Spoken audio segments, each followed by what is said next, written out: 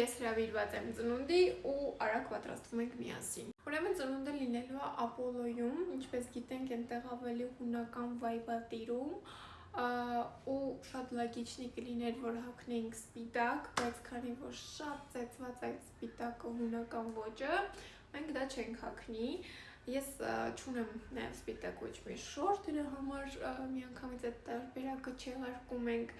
պլյուս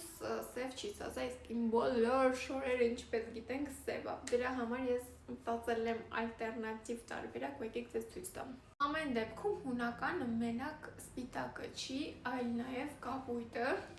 ու ես բոլորի կողմից շատ սիրված կեստը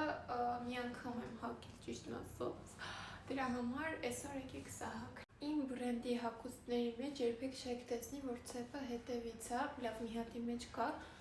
այնքան անհարմար է ցեպը կոչկել հետևից, 8 հոգի պետք է որ կոչկի։